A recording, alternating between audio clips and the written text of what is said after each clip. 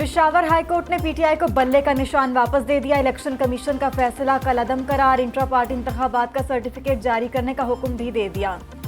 अदालत ने पीटीआई की इंट्रा पार्टी इंतखाबात और इंतखाबी निशान से मुतालिक दरखास्त मंजूर कर ली। पेशावर हाईकोर्ट ने मुख्तसर तहरीरी फैसले में कहा कि इलेक्शन कमीशन का फैसला गैर कानूनी है। पीटीआई बल्ले के इंतखाबी निशान की हकदार है। इलेक्शन कमीशन के पास फैसले का इख्तियार नहीं था। PTI intra party certificate website पर जारी किया जाए। केस में इलेक्शन कमीशन समेत 15 फरीक थे। 7 फरीकैन के वकील ने दलाइल दिए। 8 फरीकैन अदालत में पेश ना हुए।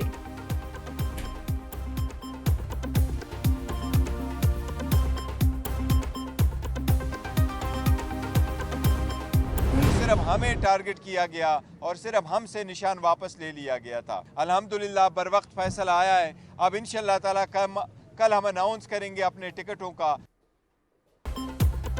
पीटीआई बल्ला वापस मिलने पर खुश। पार्टी उम्मीदवारों में कल टिकटें तकसीम करने का ऐलान कर दिया। Chairman PTI barrister Gauhar Khan की अडियाला जेल के बाहर मीडिया से गुफ्तगू, कहा कि इलेक्शन कमीशन ने हमें हर महाज पर हराने की कोशिश की। पेशावर हाईकोर्ट ने हमारे बल्ले का निशान बहाल कर दिया। अगर बल्ला बहाल ना होता तो हमारे लिए काफ़ी मुश्किलात होती। किसी भी सियासी जमात से उसका निशान वापस लेना गैर कानूनी है। टिकटों के हवाले से पैसों के लेन देन की बात दुरुस्त नहीं। बैरिस्टर अली जफर ने कहा कि अब पीटीआई को इलेक्शन जीतने से कोई नहीं रोक सकता। बल्ले का निशान इलेक्शन कमीशन की वेबसाइट पर ना आया तो तौहीन अदालत पर होगी।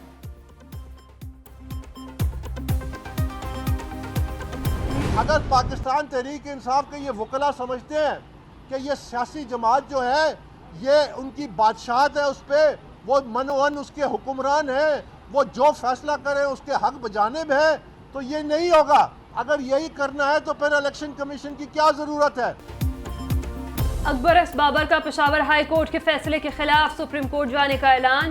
पीटीआई के बानी रुकन ने एक बार फिर नताइज मानने से इनकार कर दिया। बोले, हम पीटीआई जैसी जमातों का रास्ता रोकेंगे।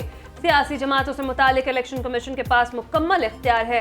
इदारे को मजबूत करने के बजाय इसको काम से रोका जा रहा है। 14 लोगों ने तहरीक इंसाफ के जाली इंट्रा पार्टी इंतखाबात के वीडियो सबूत कमीशन को दिए। पेशावर हाई कोर्ट ने 5 अहम फरीकैन को नोटिस ही जारी नहीं किया। हमें बुलाते तो सबूत पेश करते।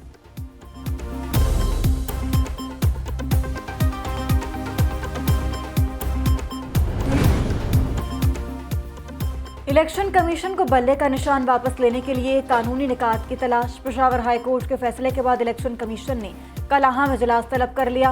अदालती फैसले पर मुशावरत और फैसला चैलेंज करने पर गौर होगा। इलेक्शन कमीशन का law wing Peshawar high court फैसले की कानूनी निकात पर ब्रीफिंग देगा। Chief election commissioner Sikandar Sultan Raja की जेर सरबराही होने वाले इजलास में कमीशन के 4 मेंबरान और स्पेशल सेक्रेटरीज शरीक होंगे।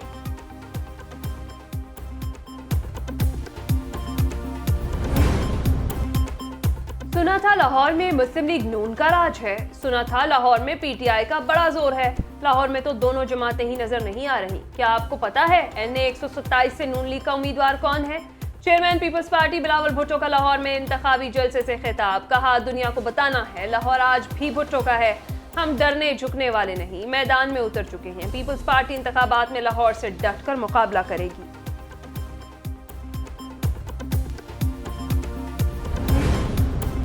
लाहौर में नवाज शरीफ और यास्मीन राशिद में जोड़ पड़ गया। पीटीआई रहनुमा को एनए 130 से इलेक्शन लड़ने की इजाजत मिल गई। अपैलेट ट्रिब्यूनल ने रिटर्निंग ऑफिसर का फैसला कलअदम करार देकर कागजात नामजदगी मंजूर कर लिए। 2018 के इंतखाबात में नून लीगी उम्मीदवार वहीद आलिम ने यास्मीन राशिद को हराया था। 2017 में बेगम कुलसूम नवाज ने पीटीआई रहनुमा को 20,000 वोटों के मार्जिन से शिकस्त दी थी। 2013 में भी यास्मीन राशिद को हल्के से बाहर और हार का सामना करना पड़ा था।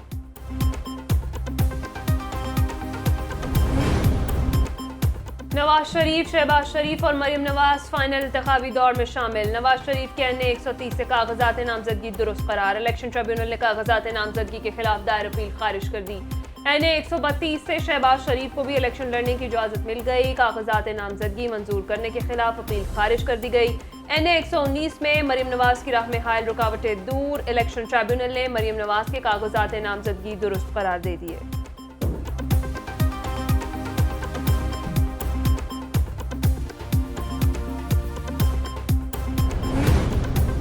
अपैलेट ट्रिब्यूनल ने बानी पीटीआई को रेड कार्ड दिखा दिया। बानी पीटीआई को एनए 122 से इलेक्शन लड़ने की इजाजत न मिली।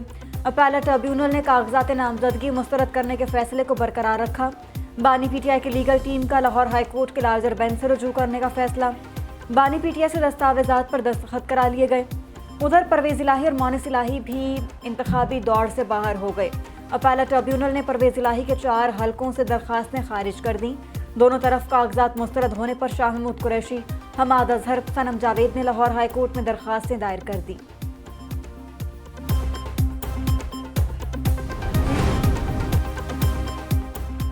सुप्रीम कोर्ट ने परवेज मुशर्रफ की सजाए मौत बहाल कर दी। साबिक सदर को सजाए मौत देने का खुसूसी अदालत का फैसला बरकरार। अदालत ने अदम पैरवी पर सजा के खिलाफ परवेज मुशर्रफ की अपील मुस्तरद कर दी। चीफ जस्टिस काजी फायज ईसा की जेर सरबराही 4 रुकनी बेंच ने केस की समाअत की। दौरान समाअत जस्टिस अतर मिनल्ला ने रिमार्क्स दिए। 1999 की इमरजेंसी की तहकीकात होती तो 3 नवंबर का इक़दाम न होता। अदालत ने कहा साबिक सदर के वरसा ने नोटिस पर भी केस की पैरवी नहीं की। खुसूसी अदालत ने 2019 में परवेज मुशर्रफ को आइन शिकनी के मुकदमे में आर्टिकल 6 का मुजरिम करार देते हुए सजाए मौत देने का हुक्म सुनाया था। सुप्रीम कोर्ट के जज जस्टिस मज़ाहिर अली नकवी ने इस्तीफा दे दिया। ऐवान सदर को जस्टिस मज़ाहिर अली अकबर नकवी का इस्तीफा मौसूल। जस्टिस मज़ाहिर अली नकवी ने इस्तीफे में लिखा कि उनके लिए ओहदे पर मजीद काम जारी रखना मुमकिन नहीं। जस्टिस मज़ाहिर नकवी के खिलाफ सुप्रीम जुडिशल काउंसिल में शिकायत ज़ेर समाअत हैं। रेफरेंस में जस्टिस मज़ाहिर पर असासों से मुतालिक इल्ज़ामात आयद किए गए थे। उधर इस्तीफे पर गलत तारीख दर्ज होने पर जस्टिस मज़ाहिर नकवी ने ऐवान सदर तसहीह शुदा खत भिजवा दिया। तहरीरी इस्तीफे में गलती से 10 जनवरी 2024 की जगह 10 जनवरी 2023 लिखा गया था।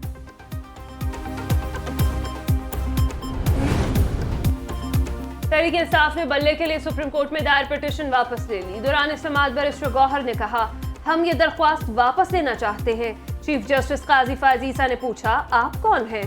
बैरिस्टर गौहर ने जवाब दिया मैं दरख्वास्त गुजार का वकील हूँ। चीफ जस्टिस बोले हामिद खान साहब आपने परसों कहा था आप वकील हैं, कल को कोई आकर ये दावा कर दे हमने दरख्वास्त वापस नहीं ली थी तो फिर अली जफर कहाँ हैं? उन्हें तो एतराज नहीं दरख्वास्त वापस लेने पर। हामिद खान ने कहा अली जफर इस वक्त पेशावर हाई कोर्ट में हैं, उन्हें केस वापस लेने पर एतराज नहीं। अदालत ने दरख्वास्त वापस लेने की बुनियाद पर निपटा दी।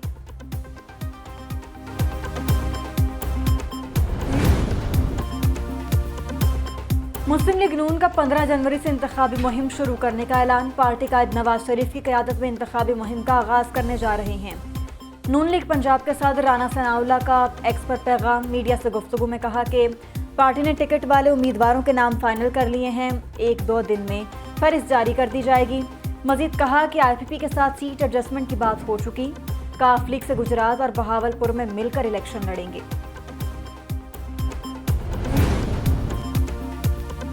सियासतदानों को सिंध में सियासी इत्तेहादियों की तलाश। मुस्लिम लीग ज़िया के सरबराह एजाजुल हक की MQM रहनुमाओं से मुलाकात। मीडिया से गुफ्तगू में कहा हमारी मईशत और सिक्योरिटी रिस्क पर लगी है, आने वाले इलेक्शन मुल्क के लिए अहम तरीन होंगे। तमाम जमातों को मिलकर एक कौमी चार्टर बनाने की ज़रूरत है। मुस्तफ़ा कमाल बोले सियासी जमातों से राबतों का आगाज कर दिया है, अवाम बहुत मुश्किल वक्त से गुजर रहे हैं।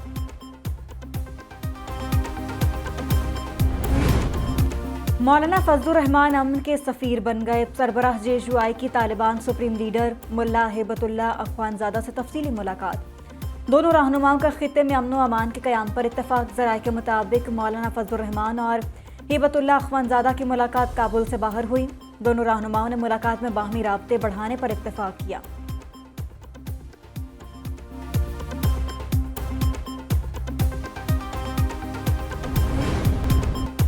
पाकिस्तान में सिर्फ 820 अफराद लापता हैं। निगरान सूबाई वजीर जान अशरफजई का दावा। कहते हैं भारत में 3.5 लाख, अमेरिका में 5 लाख लोग लापता हैं। लापता अफराद के हवाले से प्रोपोगेंडा नाकाम हो चुका है। कुछ अनासर लापता अफराद के नाम पर रियासत के खिलाफ मजमूम मुहिम चला रहे हैं। दहशतगर्दों के नाम भी लापता अफराद के तौर पर इस्तेमाल किए जाते हैं।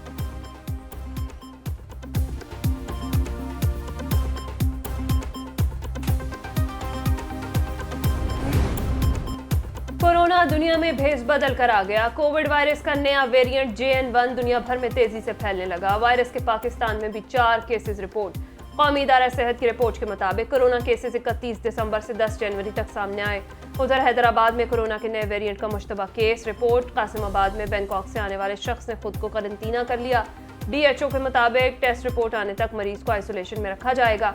नए वेरिएंट से अभी तक कोई शरआए अमवात सामने नहीं आई।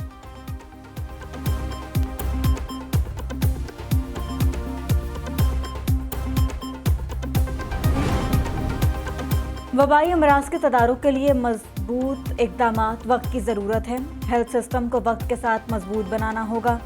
दुनिया भर में मुश्तरका तहकीक से वबाई अमराज के इलाज का तरीक़ाकार तलाश करना होगा।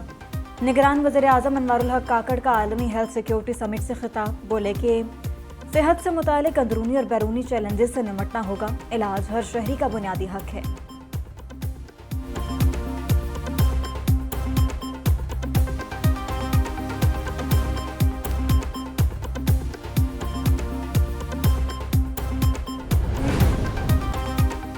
पाकिस्तान IMF से $70 करोड़ लेने का उम्मीदवार बन गया। IMF के एग्जीक्यूटिव बोर्ड का इजलास कल 11 जनवरी को होगा।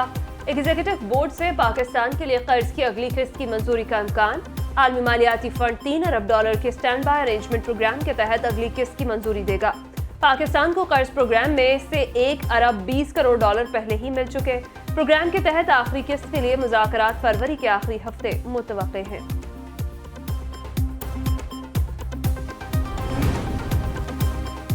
PCB ने PSL ब्रॉडकास्टिंग राइट्स बेचकर बड़ी रकम कमा ली। राइट्स की दौड़ में निजी टीवी चैनल ने बाकी 3 हरीफों को हरा दिया। Chairman PCB management committee Zaka Ashraf कहते हैं कि PSL के राइट्स पिछले साल के मुकाबले में 3 अरब रुपए ज़्यादा पर फरोख्त हुए। पाकिस्तान सुपर लीग एक ब्रांड बन चुका है। पाकिस्तानी टीम का दौरा ऑस्ट्रेलिया अच्छा रहा। ऑस्ट्रेलिया क्रिकेट बोर्ड से खुशगवार मुज़ाकरात हुए। PCB और ऑस्ट्रेलिया मिलकर क्रिकेट के लिए कुछ अच्छा करेंगे। पंजाब में सर्दी की शदीद लहर, पहली क्लास तक के बच्चों के लिए 7 रोज की तातीलात का ऐलान। पंजाब भर के स्कूलों में 31 जनवरी तक सुबह की असेंबली पर पाबंदी आयद कर दी गई।